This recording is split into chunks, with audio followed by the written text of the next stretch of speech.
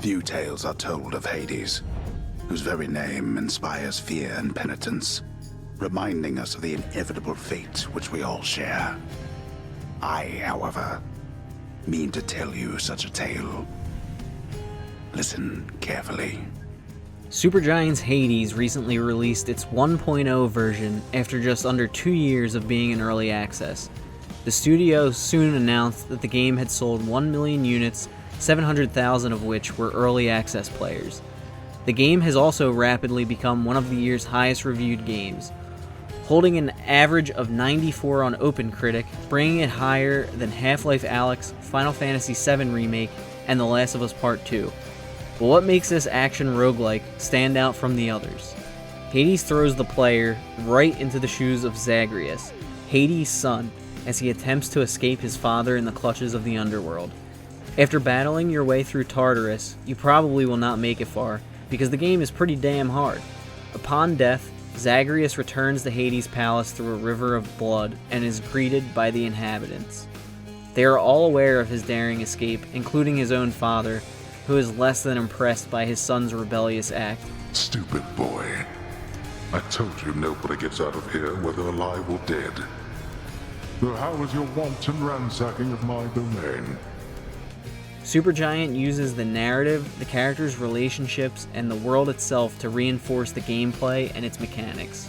Rather than placing story, characters, and world building on the back burner, Hades uses these pieces to strengthen and reinforce the gameplay and its setting. It takes dying repeatedly and ties it into the world and brings a compelling narrative to the forefront of a roguelike. Characters remember how Zagreus died, talk to him about past events, react to Zagreus' return, and progress the overarching story while you play. Looks like one of the wretched witches shot you dead last time. Sorry to hear that, huh? Have you tried shooting them first? Even when Zagreus fails, the world and story advances around him, revealing new information about other gods and their relationships and relatives, and Zagreus' motivations.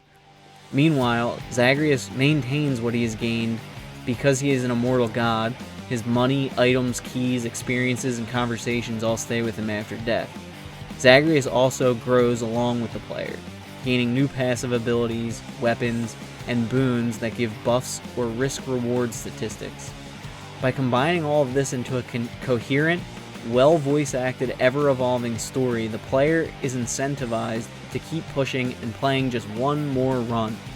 The player's ability will improve with experience, but so does Zagreus. Even if you experience a bad run, you're still rewarded with new tidbits of information, new conversations, and backstory. Upon arriving at the palace, Zagreus is able to upgrade and change Hades' palace as well, adding new rooms to the underworld as you try to escape that will allow your next run to be better. Swap out and test new weapons, and spend hard-earned currencies for rewards.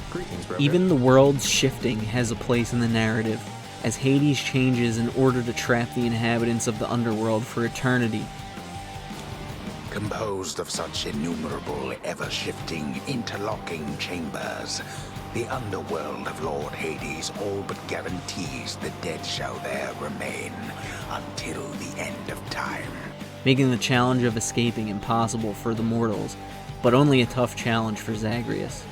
Other characters and Hades himself scoff at the idea of someone escaping, which, like a rebellious teenager, makes the player want to defy Hades and escape just to rattle him.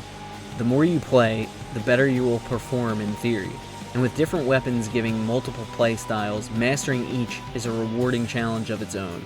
All of these elements mesh with a slapper of a soundtrack, gorgeous artwork and animations, and fast-paced hack-and-slash gameplay, all in one package that sets a new bar for roguelike games, and it is a high one. Supergiant does not miss. Thanks for watching. If you enjoyed the video, please like and subscribe, and check me out on Twitch, where I just act like an idiot the whole time. Thanks.